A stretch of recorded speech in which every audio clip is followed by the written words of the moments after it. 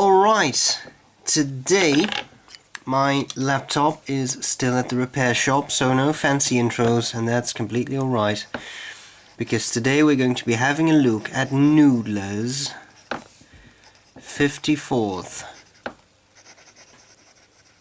Massachussetts. Should I really spell that?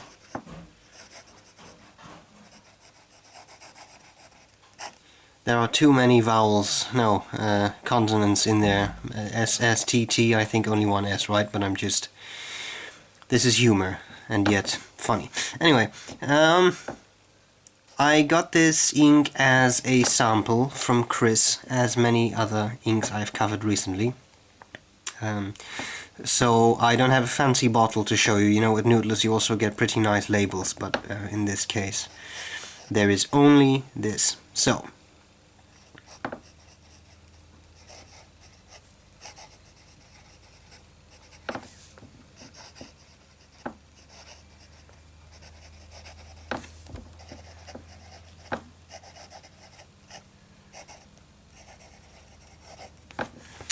alright, if you want the whole backstory to the 54th Massachussetts ink, then you can check out a video on YouTube by Nathan Tardif.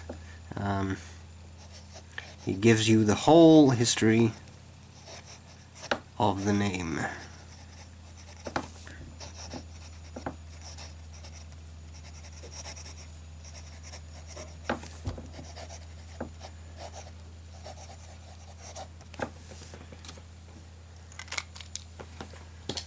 Then we go to broad.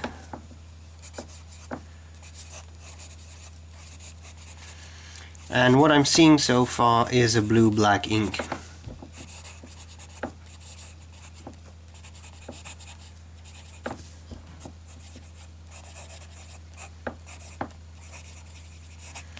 It performs well, handles well, flows pretty well, no skips or anything, which I like. Okay, italic.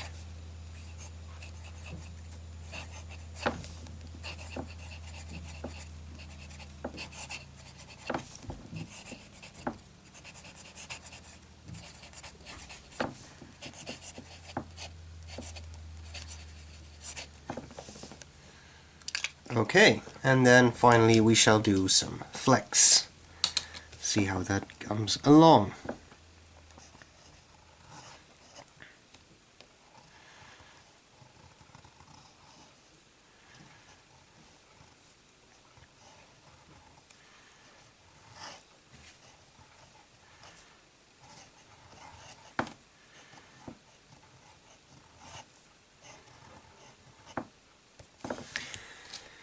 Okay, well, good flow, looks good to me. I kind of enjoy this, so maybe we should have us a few passes. I really had to squeeze the last drops of ink from the sample vial to fill up all these pens, so I'm making these dashes a bit small. Because we have some more stuff to do with this nib. What to do, okay.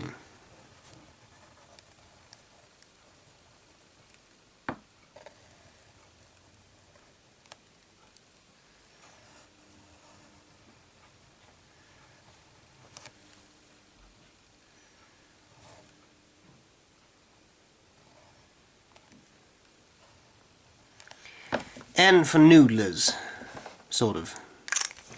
Then we will do some more writing with a medium nib.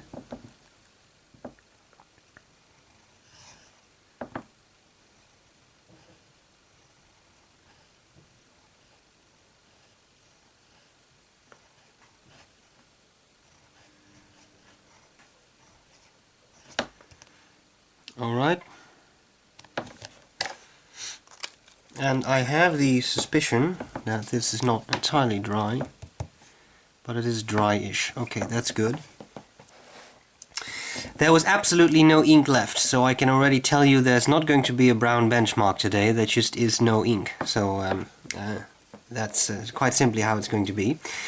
I do think we can evaluate the writing a bit. So what we're seeing is a nice dark blue-black. It even leans toward dark grayish, I would say, in this zone, for example. Has fairly interesting shading. I wouldn't call that excessive shading, but especially in broader nibs you do see some shading that's really in the blue-black range, so that's quite nice, and it handles fairly well. Even with just a little bit of ink left, I could make these pens write fairly easily, so pretty good performance. Alright, I think we can safely do a second pass there.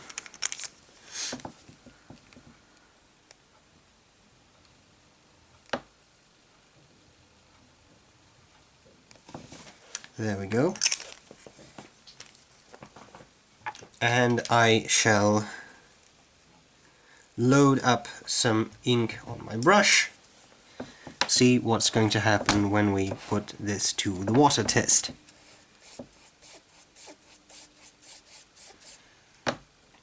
Nothing. That is quite impressive, and there really is water on my brush. I'm going to take more water because I want to... You know what? I'm going to do some more writing because I don't have enough ink for the Tardif test either, so I'll have to do another test.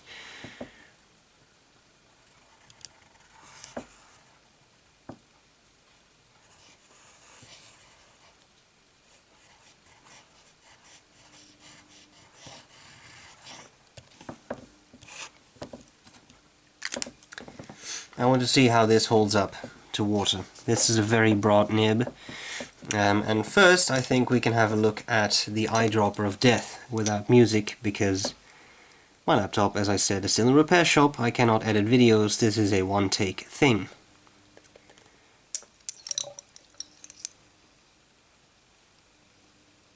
Alright, that's a lot of water. How is this coming along? That's dry, but I think this is still wet. Let's do a third pass there. So definitely a very dark blue-black. There we go. And I think while all of that is drying and working in and being processed, we could start to look at our scorecard. I have a lot of space for that this time. So, what we have is cleaning. Well, in all honesty, I have not yet cleaned this ink, but this looks like it's completely waterproof. And my experience with Noodler's inks is that they are relatively high maintenance, so I'm going to give this a 3, that being the lowest score, so the most intense cleaning activity is necessary. Bleed through, well, we don't know that yet. We have color, a blue-black. We have shading. Well, there is some, but I'm really, I don't think it exactly splatters off the page, so to speak. So there is some. I'm going to give that a 2 out of 1 being the best. Alright, then we have flow. And the flow, I have to admit, is excellent. I have no problems with it whatsoever, even in a flex nib, so that's really quite nice. And then we have feathering. Well, I don't see any on this paper, but that doesn't mean a whole lot. This is Rhodia, so we're going to see that in some cheap copier paper. And then we have drying time. Drying time. And finally we have waterproofness. Well, the drying time, I would say, is a good 2 out of 3. It's somewhere in the middle. It's not excessively wet, but it will definitely take some time to dry. And waterproofness, that's a good point. Let me just grab a tissue there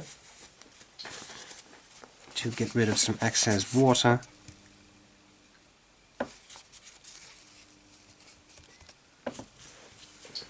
Okay, that looks pretty good. Let's, I'm looking for the cap to my pen. Ah, here we go. Let's have another look at this.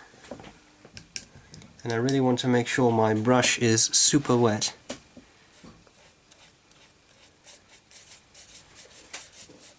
Nothing happens. That is really quite impressive.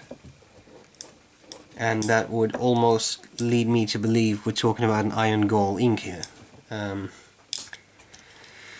Interesting. Very, very interesting. So waterproofness, well, obviously it's absolutely super full marks, because just nothing, I mean, the water just doesn't do a thing. I had a lot of water on there, it's still exactly the same, it doesn't even discolor. So that's really cool.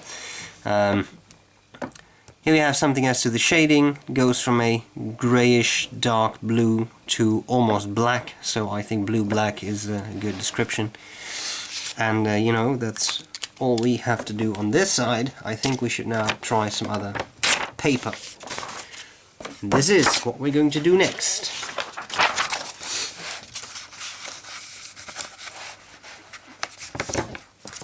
Okay.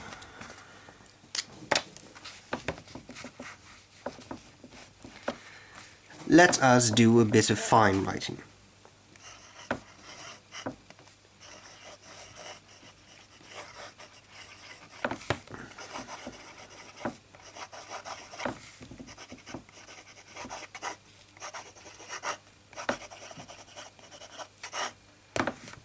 Fine.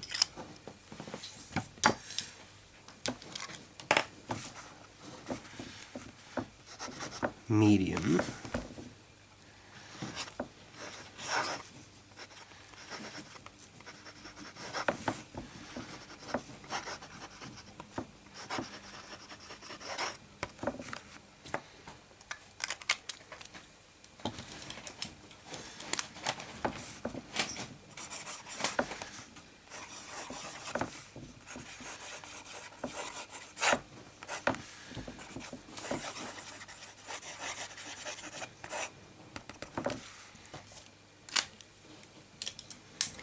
That was broad, then italic.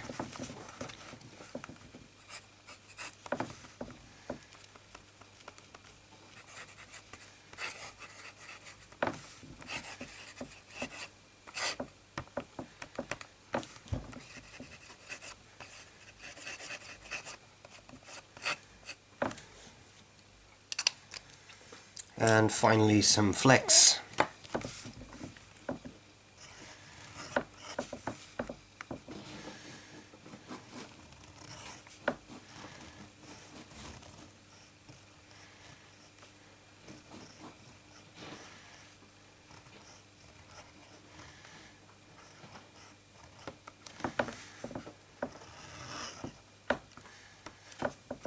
Alright, let's add a little bit of extra. I'm really pushing the flex nib to the max here, because so far I'm not really seeing any feathering. Here we go.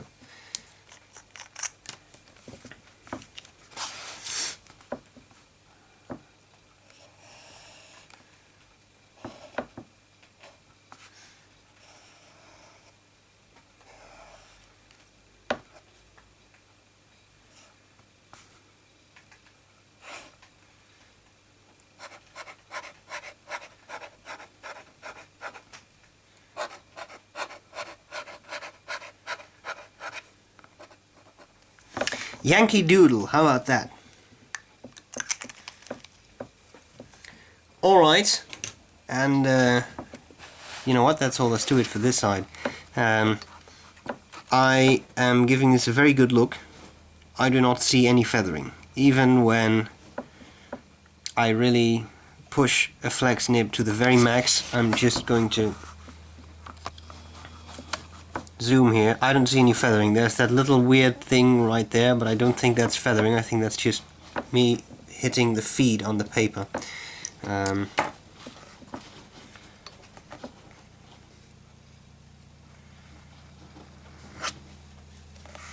I honestly don't see any feathering. Alright, then we have Yankee Doodle.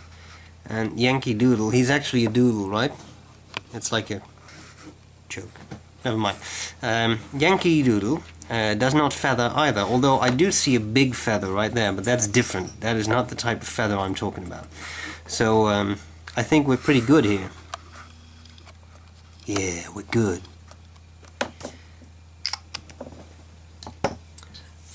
Don't you think this would make an excellent movie, by the way? In the summer, Yankee Doodle went to town. He met a feather, and he put it on his hat. The feather was called macaroni, and he had clear connections with the mob. Bleed through. Yeah, bleed through. What about that?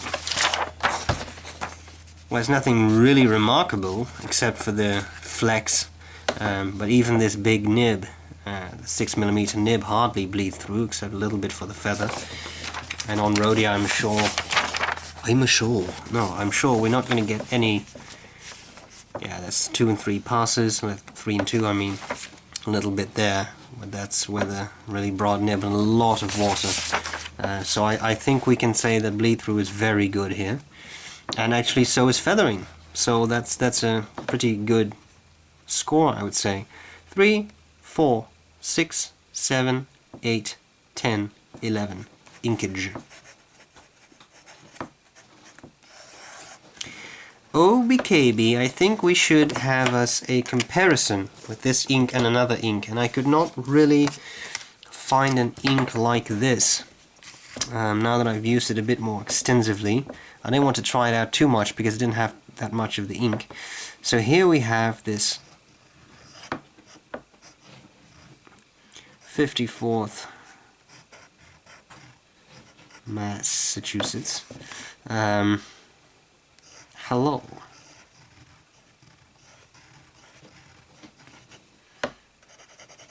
Which is a blue-black. I think we can all agree about that.